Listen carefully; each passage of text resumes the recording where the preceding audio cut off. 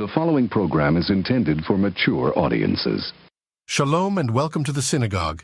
This is a podcast for consenting adults for information, education, and entertainment on BDSM, sexuality, and all things related.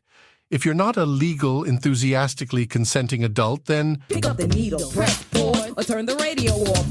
For those who remain, now might be a good time to switch to your headphones.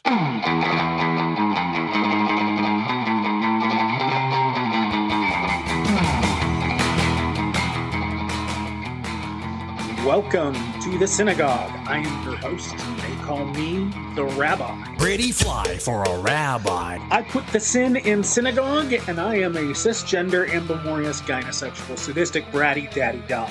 Sex therapist by day, kink educator by night, and in both these roles, I help people make their kink a religious experience. While I am a mental health professional, this podcast is for educational and entertainment purposes only and is not a replacement for therapy. Seek out the assistance of a trained professional for help with your specific situation. Hosting with me today is my partner, my ADHD squirrel wrangler, my submissive, my brat, my pony, or just my little pony. Aww. The Spock to my Kirk.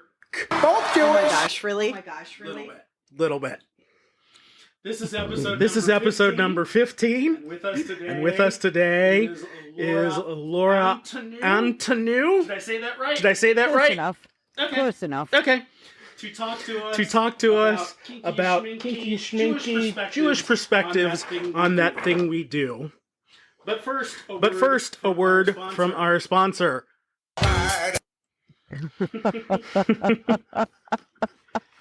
Laura Antonou's publishing career started with editing the gaming/media magazine Gateways, anonymous smut of all genres, back in the 80s. Now she's known for her Marketplace BDSM series, her award-winning mystery, The Killer Wore Leather, and many other works including Silk Threads, a sexy time-hopping Japanese fantasy collaboration with Cecilia Tan and Midori.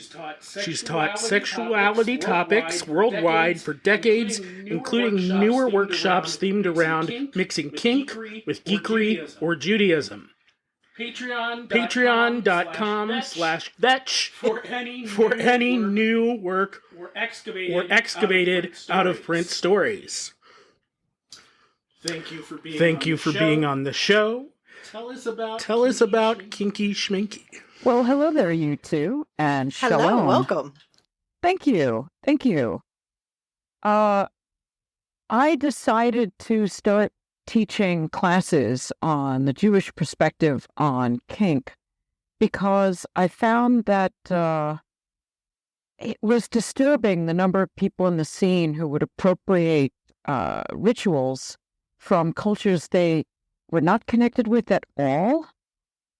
And being Jewish, I thought there's plenty of kinky shit in Judaism. Oh, can I say shit on this Oh, absolutely. Podcast? Okay. Feel free to swear up a fucking storm. I don't give a shit. There's plenty of kinky shit in there, and I can write about it, and I can talk about it, and so this would be something new. And indeed, it's so new, it's a bit of a problem getting the classes booked, but my leather seder is very popular among kinky Jews. Nice. I'll bet. Like, wait, leather seder. Yes, it's called Avadim Hayinu, which in Hebrew means once we were slaves. Okay. And it is a seder for the kinky community that my wife and I researched and wrote together and got it reviewed by several of our rabbi friends, some kinky, some not. So it is, in fact, a kosher seder. It has all the ritual aspects you need in one. And it has special parts in it that I think speak to people who are into BDSM, especially those who are into power dynamic relationships. Okay, that sounds really cool. I'm not gonna lie, that sounds really cool. Well, thanks. I'd be happy to send you one, or you could download it for free from my Patreon. Oh, perfect. Yep. Yay. So overall, what is the Jewish attitude, philosophy on kink and sex? Well, the Jewish philosophy on sex is massively different than the traditional Christian philosophy. One of the things that Judaism lacks is the concept of original sin. In Christianity, the idea is that the original couple, Adam and Eve, had sinned by eating fruit from the tree of knowledge. Whatever. And because of that, all men were cursed to work for a living. Oh boy. And all women were cursed to bear children in pain and to want dirty from guys. Which is an odd kind of curse, if you ask me. And I have not been afflicted by this curse, so I could attest that whatever sin it is, it hasn't passed on to me. But since Christianity was burdened with this concept, which, by the way, in Genesis is not mentioned as something that will continue for generations and generations of humanity who, didn't even know Adam or Eve, or wouldn't even know them from Adam and Eve, they kind of burdened women with the concept that their wiles, their ability to convince men to do things is bad, and that the sin that Adam and Eve really committed was they banged. Oh, that's where my Catholic guilt comes from. And, it's all because of the line, and they saw that they were naked. And I don't know, I guess some people looking at that said, well, if they were naked, of course they were going to have sex. Judaism does not interpret it that way. Judaism interprets it as you have discerned knowledge that is beyond your understanding. But more importantly, you were given a directive and you disobeyed. Bad humans.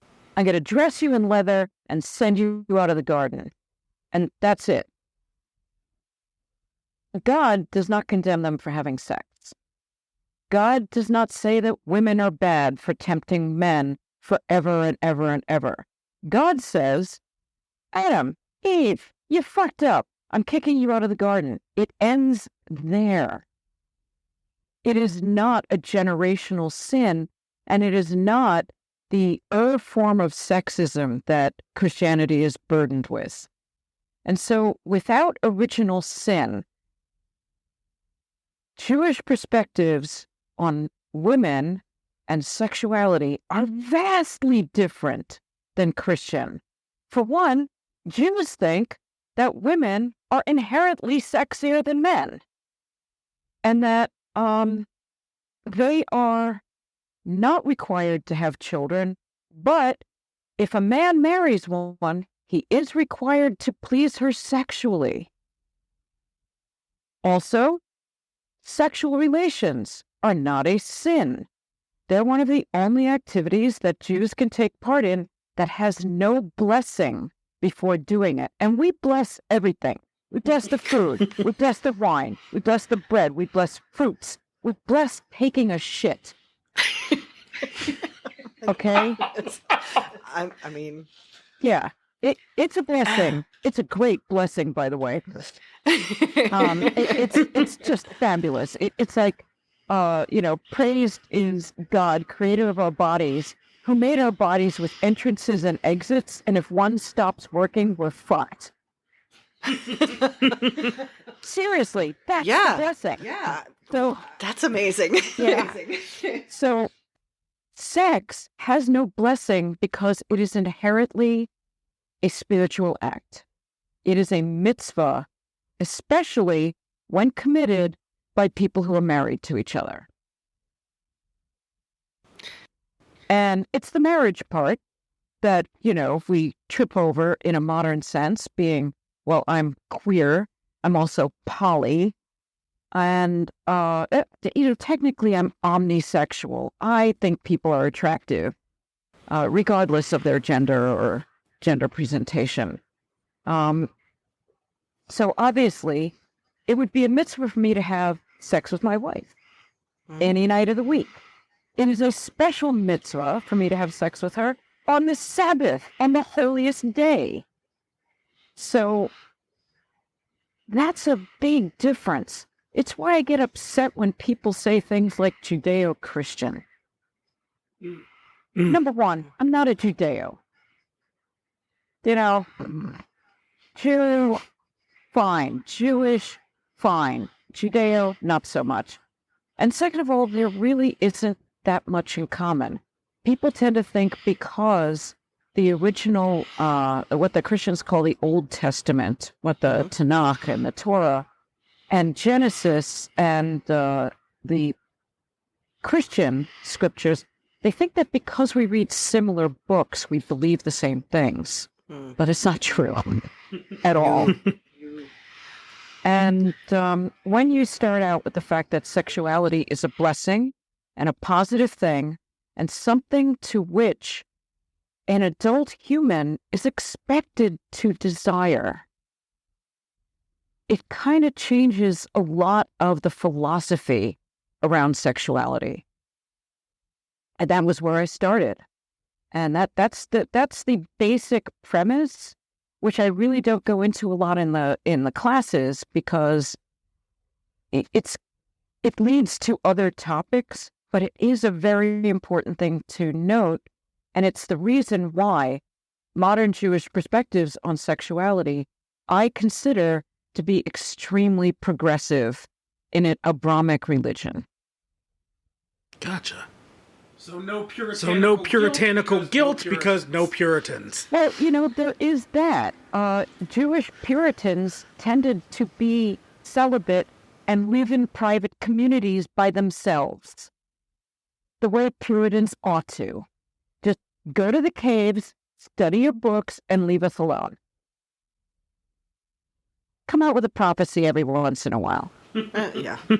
That completely makes sense. Yeah. Because if you're going to be puritanical, go be puritanical. But don't bother the neighbors.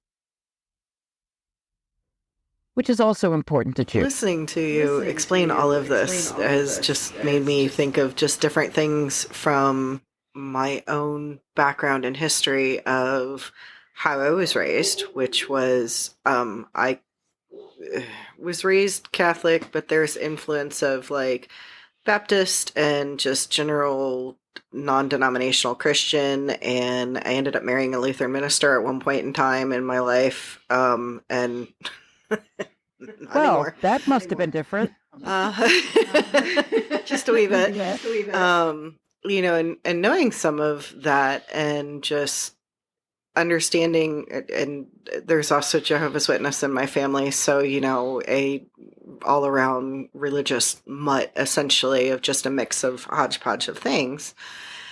And then even just knowing what I know from my ex-husband when he was going through his classes at seminary and what they were teaching and what you've explained, I'm like, wow, that is totally and completely vastly different as to just even from, Lutheranism to, Jewish, and what you're describing is so much more like, wow, this makes complete sense and normal. not shamed for enjoying something that is meant to be enjoyed and taking part of life and part of your own self and having ownership of it, compared to, no, don't. It's a dirty thing. It's a dirty secret, in any way, shape, or form. This is true. It's one of the things that attracted me to Judaism, were Jewish women. Because I did not grow up Jewish, but in my life, it does turn out that a remarkable number of women I was attracted to, and a couple of men, were mostly Jewish. And one of the things that attracted me to the women was their confidence in their sexuality.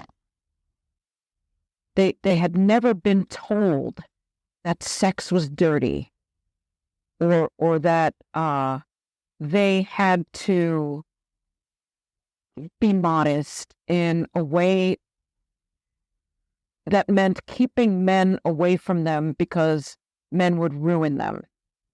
The modesty of an observant Jewish woman who takes on the mitzvah of modesty is not to promote her virtue, but it is to express her faith. It was an expression of the way she prays and how she interacts with the world. And it's sort of, it's just the same as wearing a yarmulke or a headscarf or anything that you wear to signal to other people, this is the way in which I interact with others. Mm-hmm. And so I respect a modesty that is not forced on people. Yes. Right? Very much so. Yes. Yeah. No, I mean, because if you're making that choice, if you're absolutely making that choice to mindfully be modest because it still then expresses your confidence in yourself, not it's been forced on me, then yeah, that absolutely makes sense. And I can totally and completely respect that. So, me, not so much. I'm not modest at all. I mean, that's fair. I'm just a big old attention whore. There's nothing wrong with that either. So then, would the with no shame attached to the act of sex is kink just as natural as sex? Kink is something that occurs. Rabbis would address it as saying one of two things. Either they'd say, "Oh, don't do it because it might degrade your partner." All right, or do whatever you want as long as everyone's happy. And of course, Jews disagree a lot. You can find rabbinical arguments that go on literally for centuries. But one thing they do pretty much agree on is that someone who does not partake in the pleasures of life is not fulfilling the mitzvah of being human. And one of the pleasures in life is to have consensual sexual relations. And most modern Jews would tell you, as long as it's consensual and as long as no one is being harmed, no one's cheating, no one's lying, there is no economic or other oppression going on, then it's fine. One of my favorite rabbinic stories is about a rabbi who is taking a trip, and he announces to his village he is going to go and see the Alps. And his students say, "But Rabbi, that sounds so frivolous. We need you here to teach us Torah and, to be a serious scholar and to lead us." And he replies, "When I die and I talk to God, God is not going to ask me, why for those 2 weeks did you not teach Torah? God will ask me, but did you see my Alps?" And I love that story because it says that if you believe in a supernatural creator, which I don't, but if you did, the creation is meant for us to enjoy. And that's why there's a blessing on seeing a natural phenomenon or a famous place like the Alps. I mean, I loved that there was an eclipse last year because we got to say the blessing for seeing an eclipse and how often you get to do that. I had to look it up, but Well, fair. So yes, generally in kink, the concept is it's fine as long as no one's hurt, no one's lied to. Very gesund, go and be happy. The trick comes in when you bring the point of marriage. And I'm very progressive. In my Judaism, they don't care. As long as no one's being hurt, blah, blah, blah, blah, blah.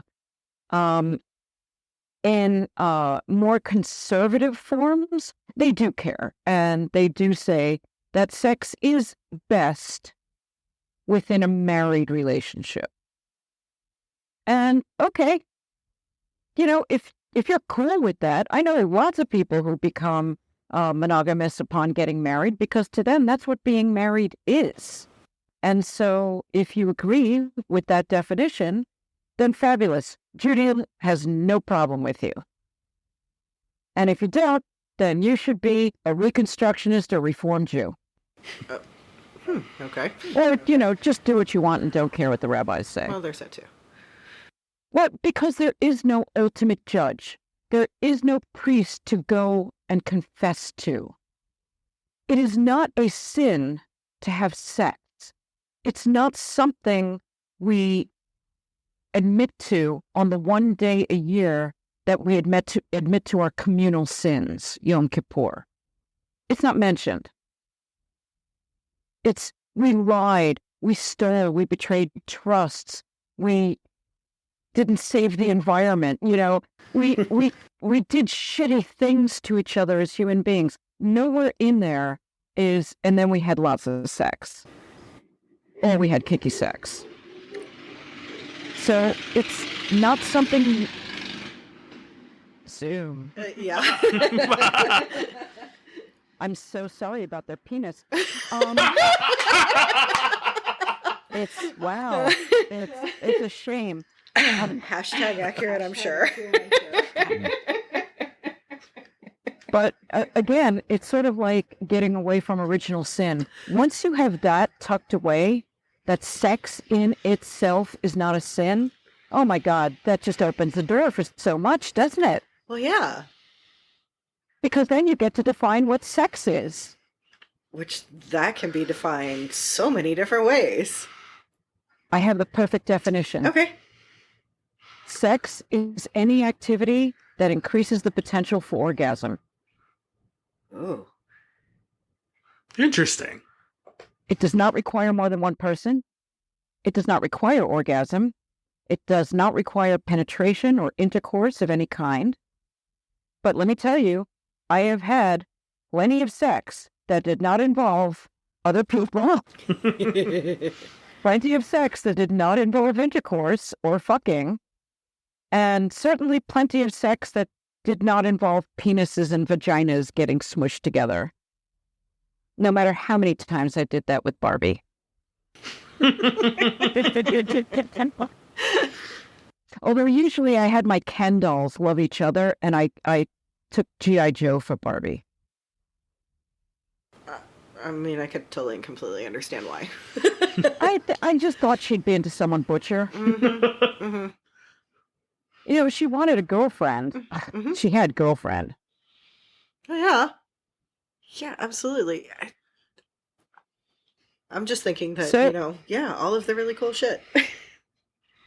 Right?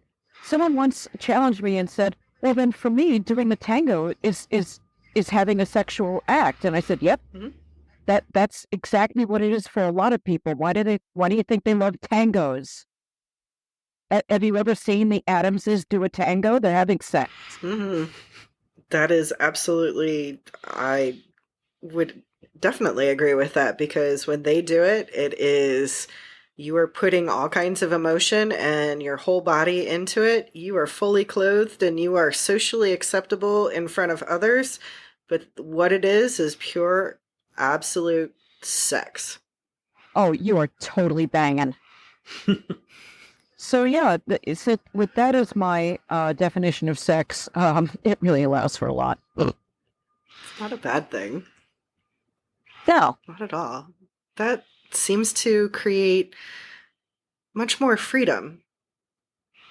It does, and it creates this situation. If, as humans, we're designed to have sex and enjoy it, and we can do so, then why don't we do it all the time?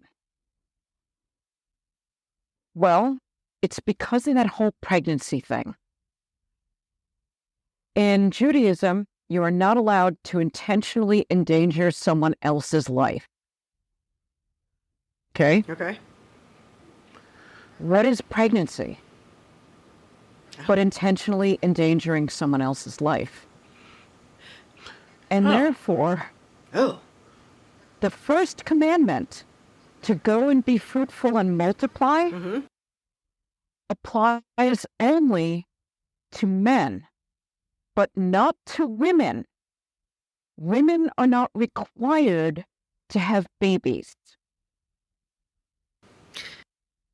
Men, however, are kind of told they should. Well, that creates a little conundrum right there. Exactly. So the rabbis argued that's why women are so damn sexed up. They are sexually voracious so that they will permit their men to have sex with them a lot to make a baby. They'll take the risk. And the men are supposed to pleasure them, so the women want to do it more. That is a really different attitude than you should only have sex when you're having a baby. And when you can't have babies, you probably shouldn't have sex anymore. You know. So birth control, absolutely okay. Absolutely okay. It lowers the risk for the woman. Yeah. So, fine. Underage sex, not okay. It increases the potential to harm another person. Obviously, rape, force, coerced sex, blah, blah, blah, they're sins. Men are not allowed to force their wives to have sex. However, women are required to get banged on a regular schedule. Now, they wrote it up. There's a calendar. Wait, seriously? Yep. Hold on. I got to look it up, but here it is. Okay. Women's agency and desires are so well represented in the Talmud. There's a chart listing how often a man is supposed to be pleasuring their wife, depending on his occupation, health, and life responsibilities. Okay? And this is what it says. The times for conjugal duty prescribed in the Torah are, for men of independent means, every day. So I'm sorry, you're rich, you don't work, you're banging your woman every day. This is your job. All right. For laborers, twice a week. And that's at least once on the Sabbath, possibly twice, because, it's a long day. And, maybe again in midweek, quickie. Because they're a laborer, they're tired. Sure. So twice a week. For donkey drivers, so think of a truck driver who does mid-range routes once a week. Okay? So you're driving for a company that gets you home every weekend, that's when you fuck. Okay. Camel drivers, now you're talking your long-range truckers. Yeah. Okay? Once every 30 days. So get your ass home, put spurs to that camel, your woman's waiting. Of course. And for sailors, once in 6 months. And it totals it up and has stuff in there about the husband's health, the wife's health, the relative ages, and then sums it up by saying, so we are taught that sexual pleasure is a wife's right and a husband's obligation. I'm like, damn, Yeah, now we're talking. Of course. I mean, because that is totally and completely opposite of what is being taught in Christianity. Right? I grew up with friends who were told by their mothers that they shouldn't make too much noise during sex because they didn't want their husbands to think they were whorish. That boggles my mind. I mean, I get it, but that still boggles my mind. I'm like, why? It's so sex-like, so terrible. Yeah. You can't even imagine that it could be good for another woman, that this is advice you would give to your daughter? Like, read a fucking book. Yeah. I could recommend some. Oh, same. If you don't act like you enjoy it, they won't know when you don't. Is that the thought? I guess. I guess. It's for the same reason that I tell people, I tell women, stop faking orgasms. Oh, yeah. Mm-hmm. Like, I know you want to do it because you want to, get this over with. Your partner's done. You want to be nice to them and flatter them, whatever. Don't. Right. All right? Don't fake it, because otherwise, how are they going to learn what gets you off? Yeah. Even if what you have to say is, what gets me off is later on me with my vibrator. But so don't worry about my orgasm while we're doing our kinky shit. All right? That's fair. Mm-hmm. I used to say things like that to my partner all the time because I found orgasms really distracting. Okay. Yeah, Mm-hmm. they kind of took my mind off what I was doing.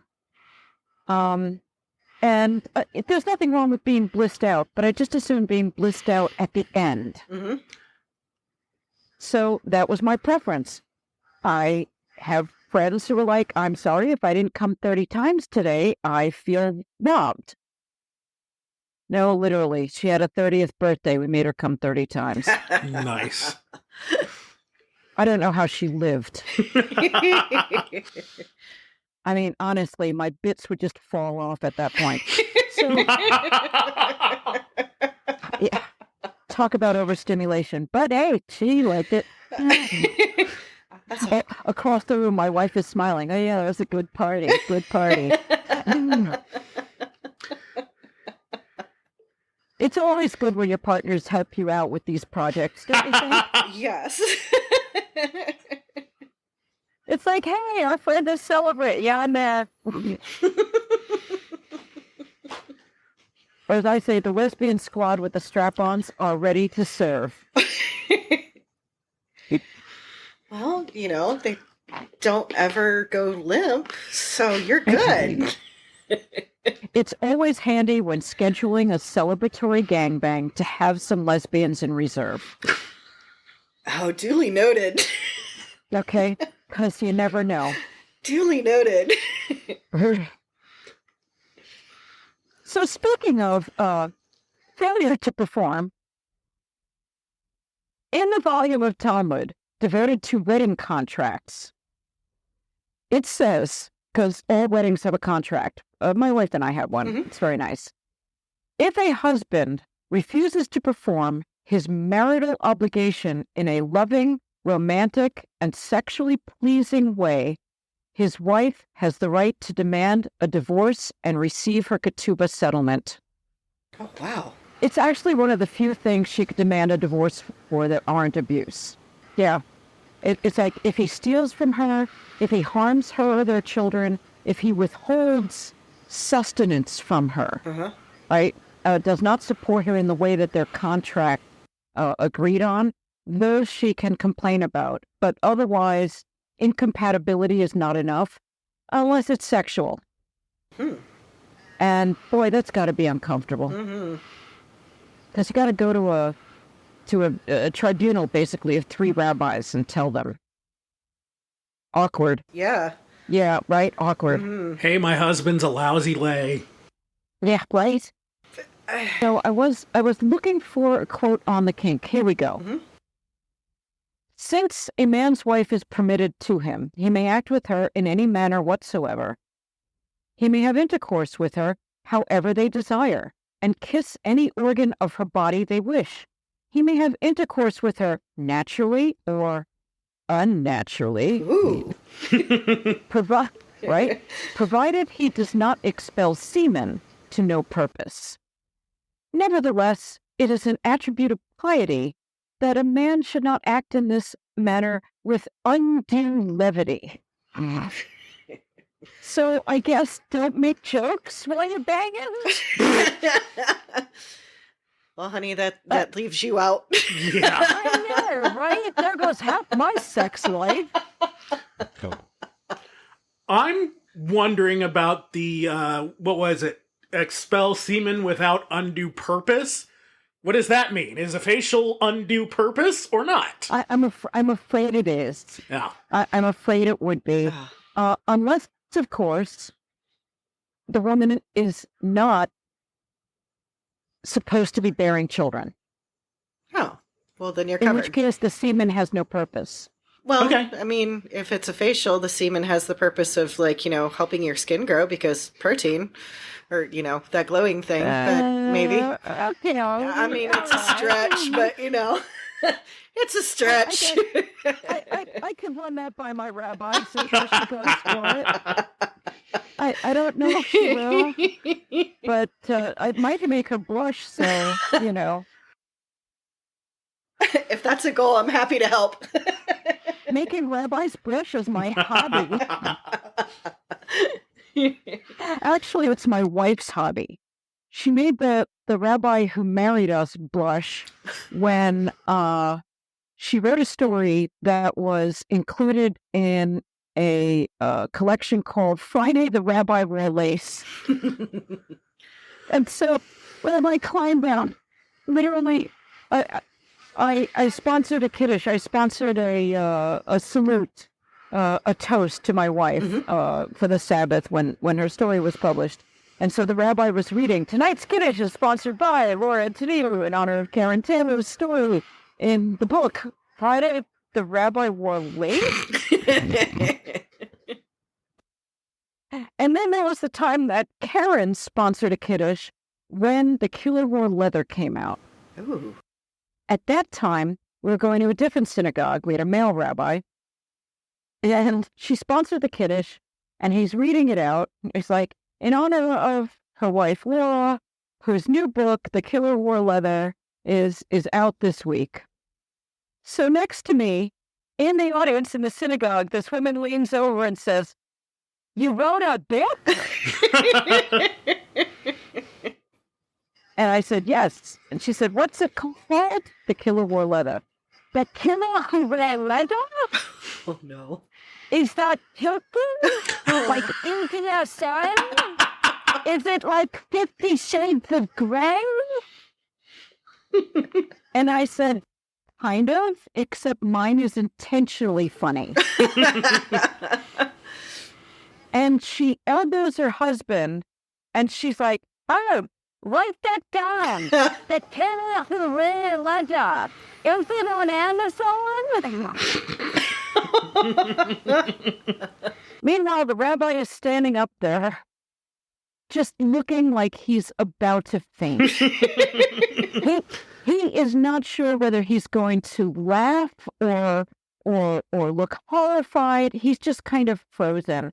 And I sat there and I was like, "Ka-ching, free advertising." She bought it too. Oh, that's even better. Yeah, the next week I was there, she was like, "I looked you up on the internet. You've had a very interesting life." I love Jews.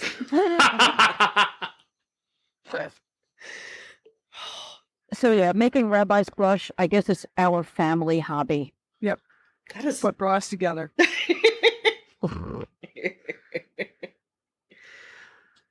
That's a good family hobby. Well, yeah, in addition to writing soders and things. I know what it was supposed to mean, but that part about kissing any organ, the first thing that popped into my mind was spleen. Well, I think it's Andy Warhol who famously said you don't know life until you fucked it through the gallbladder. Oh my gosh. That was in his Frankenstein movie. I might be the only one who has ever actually seen that while sober. So let me ask this. With the Jewish outlook being so positive on sex, how can you, two different thoughts, how/can you do like religious play? Because everything I've ever seen is dealing with the shame and the taboo-ness of Christianity's outlook on it. Is it possible? Not really. Unless you were role-playing that you were Christian or some other religion. It is rather famously known that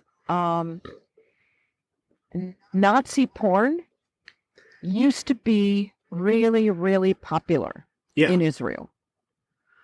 And the reason why is because it is violent, non-consensual, and humiliating. Whereas Jewish erotica tends not to be. And, or at least that's my theory. And also, because people who have lived through historic oppression carry scars. Oh, yeah. You know, we carry emotional and psychological scars that are sometimes, that pop up in sexual fantasies and role-playing and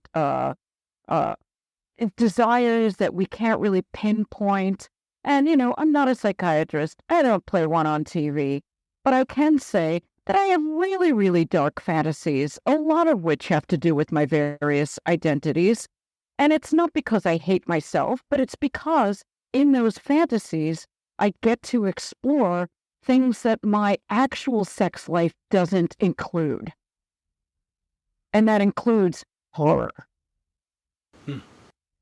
And so Jewish role-playing for shame is not really going to happen much unless, of course, you really dig deep and you find some great underutilized holidays that you can use to enact ritualistic pain and suffering. And I'm not saying that there's a whole sect of rabbis who flog themselves on Yom Kippur, but there are, and their floggers look fucking vicious. Oh, now I'm curious. Yeshiva students use really large straps. And no one talks about this because it's like, yeah, but it's a thing we do in private. I'm like, okay, but what if you didn't, though? Right? But what if you didn't? There are a lot of kinky observant Jews in New York. I'm talking about the Orthodox. They used to go to the kink clubs all the time. Now they mostly hire professionals for the privacy angle. But yeah, they would be stepping out, and I'd be like, you know, the sin is that you're cheating. Unless, of course, your wife knows. In which case, she's probably like, go, gig isn't, do whatever sick shit you're doing, I'm busy. Yeah. So, you know, whatevs. I think that for a kinky life, people enacting Jewish aspects of it are probably more successful using some of the mitzvot as behavior changing things rather than shame play. Like using the period of not having sex as a period to deprive someone, as opposed to being forbidden because the woman has her period. Right? Instead, institute it as a matter of discipline. Right? Oh no, for X number of days every month you're not allowed to come or whatever. You can turn some of the Jewish-related behaviors into things that can become kinky later on as you interpret them. Gotcha. But yeah, the biggest sexual sin in Judaism that isn't rape is adultery. And it's because it's lying. There's probably not been a study on this, but in your opinion, do you feel like the percent of Jews in the kink community is greater than the general population? I would say so, yes. I don't know if there's been a study on it, but I could certainly inquire about it. What I can say is that because Jews are raised to be, in a general sense, more sex positive, they are more likely to find kink and find it attractive and worthy to go after, worthy of seeking, than someone who thinks of sex as inherently bad. Someone who thinks of sex as sinful has an additional barrier to kink that they might have to overcome. So it's one less barrier. Also, I find that Jewish women who are kinky that they tend to be pretty successful because they're less shy about stating what they want and ending a relationship when they don't get it. Okay. Unless they get married, in which case marriage is a different thing. Sure. But yeah, I do think that in compared to the general population, there are probably more Jews represented in kink. Certainly in public kink. Because don't feel shame about it. Like, I can see the wheels turning in your head, like, maybe I should convert. No, just even some of the barriers that I've experienced of identifying how I identify, going through the different things, admitting of enjoying, sex and kink and, lots of sex positive things, that totally and completely, for me, kind of explains why there has been such a barrier onto it, just because of, again, part of my religious background, which is inherently, ingrained and like mixed. There we go. That's the word. That, it's one of those like, oh, hey, that totally and completely can explain as to, parts of why this is. And why, as a grown adult, it's taking me longer to do some of the things because of all of that came about in formative years, and adds to that barrier and adds to that, oh, hey, I can actually be more free about this. Wee! Right? But followed by, oh shit, is this okay?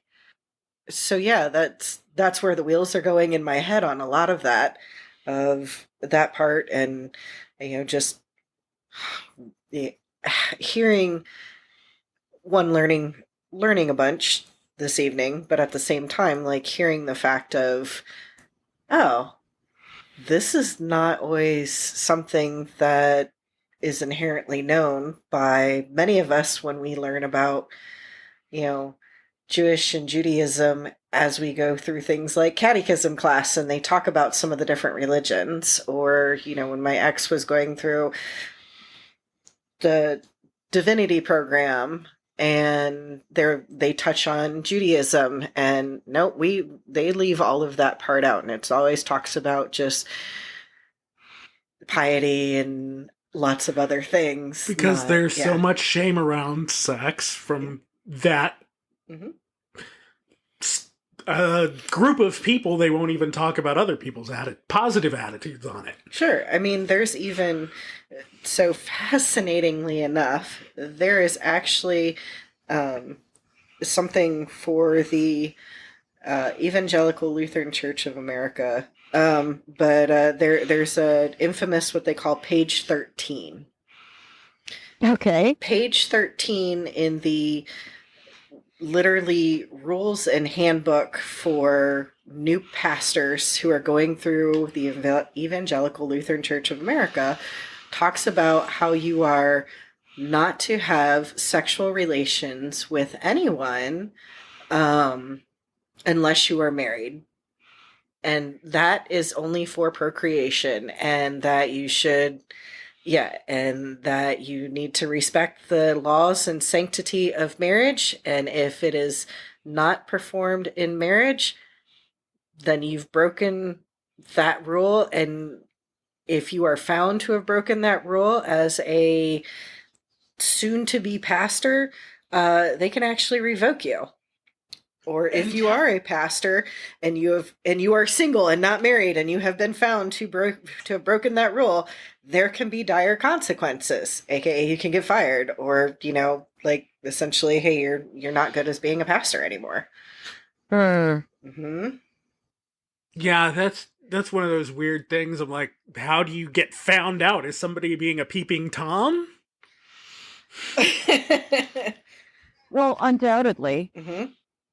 You'd be surprised as to certain things, but at the same time, like, you would hear people just chat about it of, don't tell, but I was in so-and-so's room last night. Oh, yeah, I wonder what you were doing. Oh, wow. Right. And you had some of the people who would be like, oh, I'm, telling this, that, and whomever. And sometimes the dire consequences were they took you into the office and you spoke with the dean of the school and, all right, don't do it again, to somebody else who was actually brought in front of the regional bishop for the area of his region and was told he was too charismatic. Too charismatic? Yes, too charismatic. And was not fit to be a pastor and fit to lead. And so they did not endorse him. So he was not allowed to essentially finish school. It's a master's program. You're paying for it, but we're not endorsing you. You can get your degree, but after that, you can't actually, no, I don't even think he was able to get his master's of divinity. I think he ended up with just a master's of theological studies after that. Because he wasn't endorsed and was told, you're not going to finish. You can get this degree, not this other one, because you're not allowed to be a pastor. We're not endorsing you. You're done. Huh. Yeah, I'm like, wow. Well, I'm sure a lot of seminaries do want their students to be celibate unless married, because it's part of the structure of their religion, their faith tradition. I've no doubt that at the Jewish Theological Seminary that it's like, no, you shouldn't have sex unless you're married. It's probably in there. Whether they actually care enough to go after you, that I don't know. But of course, when I was a kid at the JTS, they barely ordained, no, they didn't ordain women at the time. Now, the leader of JTS is a lesbian. So times change and Jews change, thank God. Yes. Because we wouldn't have the progressive attitude towards sexuality that I've been talking about with you tonight. Except for the fact that Jews have no ultimate authority and we argue a lot and no one wins. But it creates for some really good discussions. Yes. Yes, it does. It also creates for a whole lifetime of learning situation where you can literally argue and discuss and learn these things for your entire life and still have new things to look at all the time because the discussion continues. But adding a different perspective and learning different perspectives doesn't necessarily sound that it's a bad thing. That actually sounds positive in the sense of you still keep learning and growing. Yeah, and sometimes it's a long slog. And sometimes a simple thing can change and then it's dominoes. When same-sex marriage became legal in the United States, that was the last barrier for a lot of rabbis to perform the marriages. But our rabbi performed ours in 1998. Why? Because her perspective was that it is a Jewish wedding, not a United States government wedding. Yeah. And when we looked at it that way, we were like, well, that's the real wedding, which created a complication for us. Because we went to Canada when they legalized it in order to get married there. And we went to Toronto, and we went to whatever bureau we had to go to do that. And they asked us, have you been married anywhere else? And I said, well, we had a religious ceremony in the States. And the woman behind the desk said, no, you didn't. And I said, but we did. And she said, no, you didn't, because we would count that here. Oh. And I said, oh, no, we had a party. We had a party in the States. It was an engagement party, actually. Yeah. Nope, never had a wedding. And then we got our marriage certificate. It was the rehearsal. Yeah, it was a rehearsal. We rehearsed really hard. Had the chutzpah and the dancing and everything, yeah. So let me ask this. Based on our conversation tonight, I'm guessing the Jewish attitude on masturbation is okay for women, okay for men, as long as they don't get off? Well, that would be the sin of Onan. Onan in the Torah is a guy who jacks off instead of, let me see if I get this right, fucking his sister-in-law. Yes, because his brother died and he was obligated to marry her because he was the last son in the house and she had no children. And so the idea was that she would still have children who would inherit what their family was due by marrying her brother-in-law. Well, he was like, yeah, nah, not into it, and jacked off instead. And God was really upset with this, apparently. Personally, most rabbis would say, yeah, whatever. Again, it's a private behavior that harms no one. And they would say it's only a problem if it becomes a mental or emotional problem. If you do it or think about it so much that it disturbs your ability to take care of normal responsibilities, or it disturbs your ability to be happy with other people. But otherwise, it's like scratching an itch. It's not a problem unless it's a problem. Right. And as for women, it doesn't even exist. What? Masturbation. All right. No, we're still good. Why? It doesn't exist for y'all, so, do it. Yeah, I met a vendor of kosher sex toys. And I had to ask, what makes it kosher? Yeah. Right? Do you have rabbinical supervision? And it turns out they did. Wow. Okay. So they went to this tribunal of Orthodox men who basically decide these things and said, well, what would make a sex toy permissible? And one of the guidelines was dildos and vibrators are okay as long as they don't look like a penis. And I'm like, okay. Uh-huh. So the dolphin shaped one is all right. Bad dragon is okay. Bad dragon is fine. Your dog dick is great. It just can't look like a human penis. And why? Because it might be disrespectful to a man. And I'm like, oh, is it a size issue? Oh, so yeah. I don't know. Wow. Batteries are going to last a lot longer than I can, so I'll give them that. So I was like, it can't look like a dick because it might embarrass a man? That's kind of sweet, actually. yeah. It's like, I don't want to make you uncomfortable with my collection of dick. Look, mine are bigger than yours. And they come in all kinds of shapes and sizes. We said all kinds of shapes. But yeah, they had vibrators. They had really cute, cheap bondage stuff that no one really wants if they actually do bondage. That sort of thing. Yeah. And lingerie. Lots of lingerie.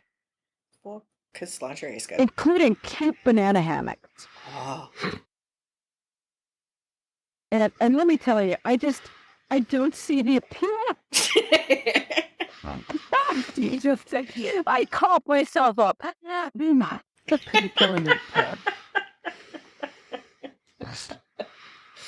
No banana ones. It is just really funny because the models that he had in his catalog were also not human. Because that would be, immodest. What did he use? He'd like store models. Oh, okay. And Mannequins. Okay. Mannequins, Okay. yeah. Sorry, Or, my head was kind of like, wait, not human. We use like, a bear? A dolphin? A cow? What do we use? It's a really sexy bear. So that's what all that buzz was on the internet over the summer. Okay, bestiality definitely forbidden by Torah. Fair. Absolutely. Because if a man fucks a cow, they both have to die. And that has to be a really dire sin if you're killing the cow. Yeah. Mm-hmm, right? Because, cow is money. Sure. And personally, I think the guy should have chosen better because, honey, I've had my arms inside a cow. They cannot feel you, hon. Well, he borrowed one of his wife's dildos. It looks like a bed, This is why I shouldn't drink and podcast. Oh, no, this is perfect. I have never seen you laugh with your arms above your head.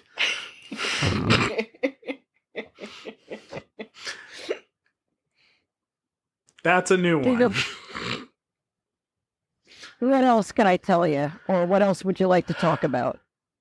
Oh, hold on. I have a question from the peanut gallery here. Okay. Yes. Yeah. Okay. And she is not a lesbian. She just was an intern at the gay synagogue. Ah. The dean at JTS is not a lesbian, and she was just an intern at our gay synagogue. Oh, okay. So, all the lesbians lusted after her. Oh. Fair. So you said you converted to Judaism. Which came first, the kink or the Judaism? Oh, I was kinky since I was a kid. I think there are two kinds of people in kink. The type who discover it and the type who are just born that way. And definitely I'm born that way. When people ask me what my sexuality is, it's sadomasochist. There has never been a time in my life when I imagined pleasure that did not come with a power dynamic attached. And I saw life that way. All my life. And for a while, I thought that was very bad. And not because of Christianity. I was raised Greek Orthodox, and, they definitely think sex is bad. Mm-hmm. But because I was a feminist. Mm. And I was like, well, this is obviously bad that I'm having these fantasies about power and pain and bondage and things, because feminists don't think that way. And then I found out they absolutely do. So I'm cool. And I got over myself. And so, yes, the sexuality definitely came first. I've had an interest in Judaism since childhood because I grew up in New York, so surrounded by Jews. Mm-hmm. My best friend was Jewish and observant, and I went to New York City public schools, which had a lot of books on the shelves about Jewish kids. And so I grew up reading things like All the Kind Family, about a family growing up on the Lower East Side at the turn of the century. Whereas a lot of children in the rest of the United States were reading Little House on the Prairie. Right? So I always had Jewish friends. I'd gone to synagogue many times before I was an adult. I'd been to bar and bat mitzvahs. I'd been to a wedding and a couple of funerals. And my first major mentor in the scene was Jewish, and I respected him a lot for his ethics. And after a while, I realized that anytime he was telling me a moral or ethical truth, as he saw it, it almost always started with, in the Talmud it says, or Rabbi Feder used to say. Now, mind you, this guy was a socialist. He was an atheist. He did not believe in God. He did not practice Judaism. When I told him that I was converting, he was honestly shocked. He was like, why Judaism? I thought those are nice. He really liked Quakers. And I told him it was partly because of his moral teachings and had nothing to do with God. And he was like, all right, I respect that. Yeah. And so, yeah, I actually met my wife in the middle 90s. And at the time, she thought I was Jewish. I thought she was Jewish. And both of us were in the process of converting. Interesting. Yeah. Yeah, we like to joke that we converted to marry each other, but a lot of people don't get that. But yeah, the Judaism came next, and I'm so glad I did. I feel so much more comfortable in my skin and in my life as a Jew. And I want to share a lot of the things I've learned with all the communities I'm in, the kinky, the geeky, etc., and to get people to share their experiences with me as well. I was actually invited to a Seder once at Follicon. Oh. And I'd never gone to Follicon because they always had it during Passover, because they have it at Easter time, and Easter and Passover cross each other a lot. All right, and I had another Seder, so I wasn't going to Follicon. And one year, they're like, "What? But we're having a Seder here." And I said, "Okay, I will go to your Seder." Do you know it was my Seder? Oh, that's fantastic. I laughed so much when I saw it. I was like, "This is mine. I wrote this. Ha ha. Joke's on you. I know it very well." I got you. We're good. And then this regular friend of mine got really smashed that weekend. It was Follicon. And he got lost. And it was toward the end of the Seder. And he stumbled into the room where we were holding it. And he's 3 sheets to the wind. And he's this crazy, like, albino-haired Russian in a frilly shirt that's open to his pupik. And he comes into the room and he's like, "Is this the party?" And we were just singing Eliyahu Hanavi, which is the song that you sing for the arrival of Elijah, who comes as a guest at the end of the Seder. And so we were like, "Elijah, we are waiting for you." And he sat down, had wine. It was great. Best Seder ever. That is fantastic. Before we move on to the part of the show we like to call Inside the Kinkster Studio, is there anything else you would like to share with us on this topic? One of the things that I think Judaism is most open about that people don't know is that it's really expansive on the topic of gender. The rabbis teach that there are 6 of them. Now, again, there's a lot of disagreement, especially in the descriptions of what those genders are. And because it is an old text, the terminology is, well, insulting at worst and just awkward at best. The terms that are used would be translated as, is a freak of nature, is an androgyne, which is a Greek term for someone who has no gender. Tumtum is someone with indeterminate or a covered sexual characteristics, which, to me, describes a lot of intersex people. Yeah. Mm-hmm. Right? And those are not only identified, they're identified as genders for people who are still Jews. Being those genders does not make you non-Jewish. It may change what ritual requirements you have, depending on whether you fulfill more male-gendered rituals or more female ones, whether you should or can get married, that sort of thing. But it doesn't stop you from being a Jew, and it doesn't stop you from being a good Jew. And I think that's an important thing that is missing in a world where people are still clinging so desperately to a gender binary. Sure. Mm-hmm. Yeah, I know somebody who was converting at the same time they were transitioning. They had to get a little creative with the circumcision part, but they told me absolutely welcoming to everything. Yep.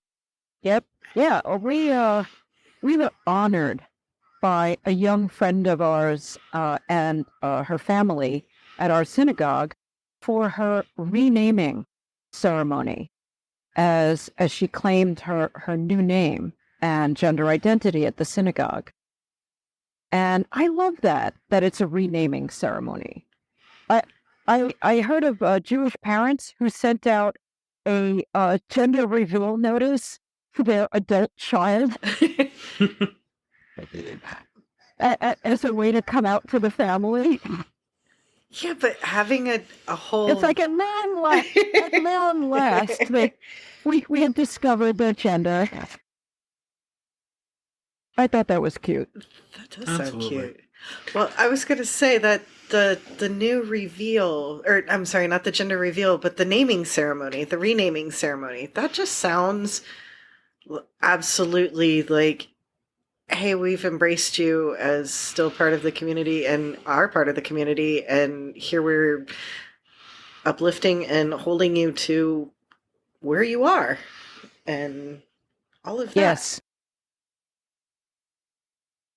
Yeah, there are rituals for going to the blessings for going to the ritual bath on transition, so that you enter the bath and when you come out you say a blessing, and the blessing would be the typical gendered one that some Jews say every day.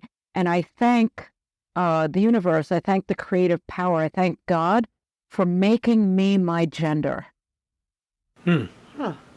And I love that too. Gotcha. Definitely. I should have gone to the mikvah when I realized I was in menopause, but my brain wasn't working. Menopause, it does strange things. And boy, if there is a God, I have a list of things I want to talk about with them about female bodies. Oh.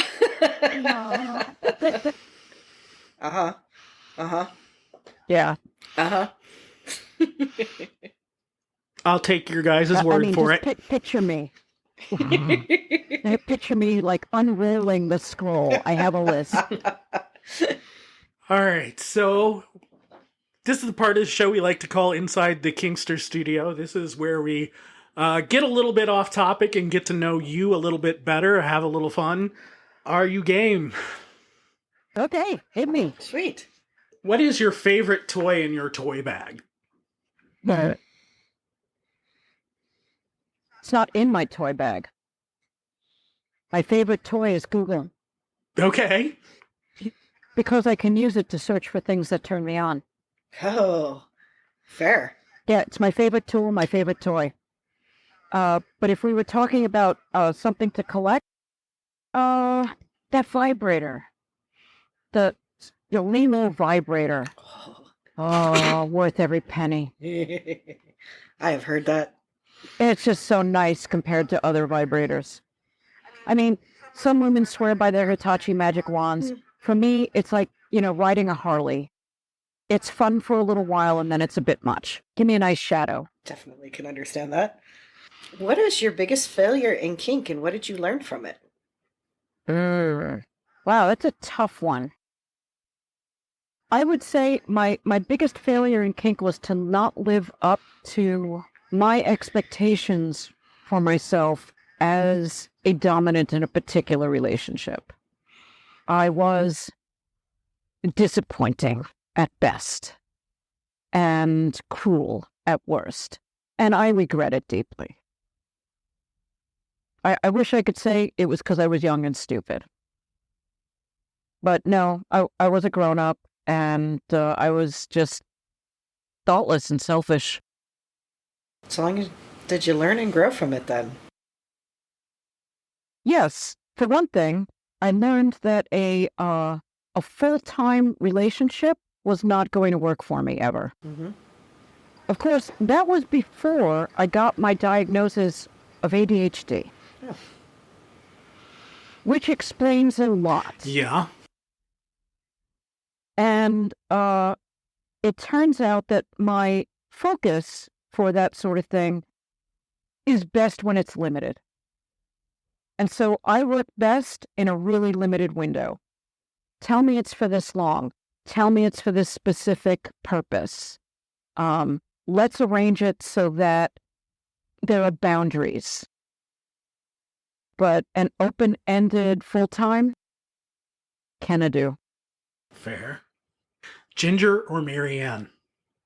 Oh, Marianne, because she's like my wife. Okay. Fair. I mean, okay, I have to admit, my wife is like Ginger also because she's a drag queen. Nice. Okay, that across the room, she's like, true, but she's also a Midwestern girl. I have a thing for Midwestern girls. The hell? Perhaps if they're Jewish, though. I'm like, we're irresistible. What can you say? My other longtime partner is also from the Midwest. She's living in Michigan now. In a town called Temperance, thank you very much. Like, what the actual fuck? I suppose that's better than Hell, Michigan. Hell is real. It is. So is Climax. As the billboard reminds us. Also, Grandpa's Cheese Barn. Yes. And stop by the Cheese Barn. Yes. That's in Ohio. Yes. That shit's the best, man. There's so much you can get there. I know. Oh, what is the most useless skill you possess? My God. I guess it depends on what you mean by useless, but I know an awful lot of World of Warcraft there. I can talk. I wrote a 9-page essay on why Tyrion Lannister is a villain. What's the most useless skill I have, Karen? Yes. I am expert at shoveling coal. Okay. And where did you pick up that skill? I actually worked shoveling coal at the Gay Community Center here in New York City in the early 90s. Oh. Because the Gay Community Center was a former school, and schools in New York were heated by coal furnaces. Wow. Still in the 90s. Yeah. Wow. Yeah. And so, yep, once a month, the coal truck would come and spill a big pile of it into the basement, and I would go down there with my gas mask and hard hat and steel-toed boots and big fireproof gloves, and I'd keep the furnaces filled. Nice. Yeah, my boss was an old butchsteak who taught me how to button up a dildo into the buttons of my Levi's 501s. That is fantastic. And that is an excellent skill to have. Oh, God, so useful.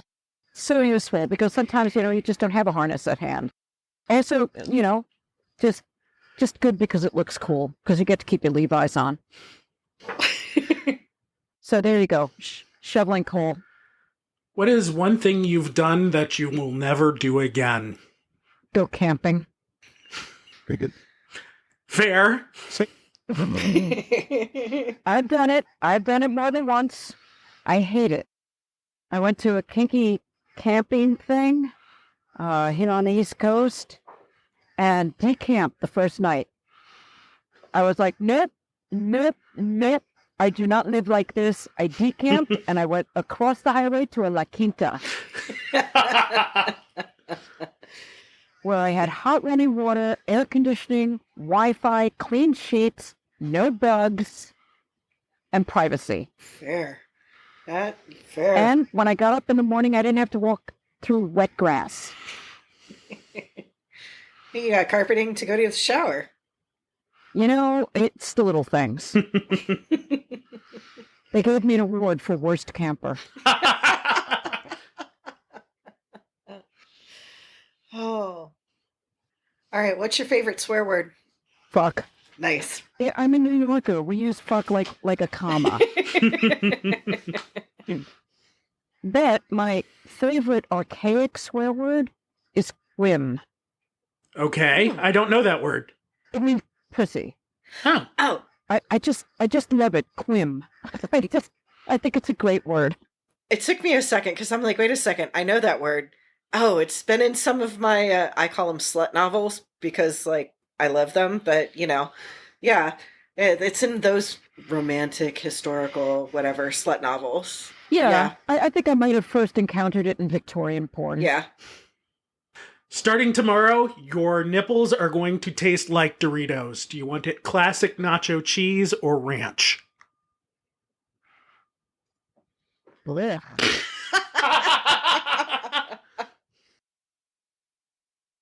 Can I get that fixed? Oh, nacho cheese, I guess. Okay. Not a fan of Doritos? Hey, I'm a fan of my nipples. I just don't think they should be intentionally salty. That's fair. And if they're going to raise blood pressure, I want them to raise my blood pressure. Toilet paper roll, over or under? Under. Under is a sin. Yeah. I'm sure it's one of the 613 mitzvot. It's the 11th commandment. Right? Anyone who does it otherwise is just sick and wrong. It's like putting ketchup on hot dogs. Or mayonnaise on pastrami. Like, what is wrong with people? There, you have some strong opinions for me. Controversial ones. All right, last question is my favorite question to ask our guests. If you had to, which Muppet would you have sex with and why? Ooh, I'm going to assume Miss Piggy is out because she's not kosher. Miss Piggy is out because she's a doomy queen.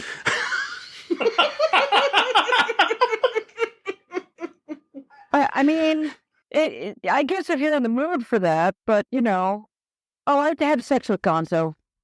Nice. Yeah.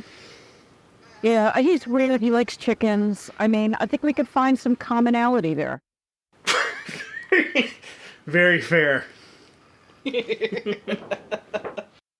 I mean, it's either that, or for a sex act, I'm joining Statler and Waldorf to insult people from afar. Yes! Yes!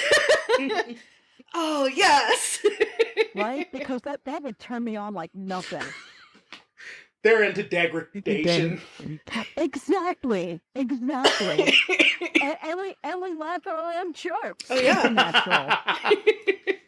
It's natural. We would get around so well. So if somebody wants to contact you, what's the best way to do that? Right now, through Facebook or Facebook Messenger, I'm so ridiculously easy to find because I use my last name, and as long as you spell it correctly with the IOU at the end, you will find me. There are maybe 4 or 5 other Laura Antonious in the United States. I'm sure they're all really upset with me. Well, I'll make it even easier by putting a link in the show notes for you. Thank you. But thank you very much for coming on the show. Please come back in the future. Thank you. I would love to. Anytime. Podcasts are my favorite. You've been a great guest. Thank you for educating us about the Jewish outlook on kink and sex. Yes, thank you very much. For our listeners... And thank you, too, for being such great hosts. Oh, thank you. For our listeners, upcoming synagogue classes on Bratty Daddy, Electro Play, Chain Fisting and Pony Play 201 are coming up both virtually and person. Check out the website for details on that. Also, check out our store. New item in there this week. It's a duffel bag with the note on top that says, "Dear TSA agents, yes, this bag has sex toys in it. No, they haven't been washed recently." It'll keep TSA out of your bag. But that is... Maybe next time you could ask me about my adventures with airport security. Oh, boy. That could be fun. All right, well, that's it. That's our show. Say goodnight, little bit. Good night, little bit.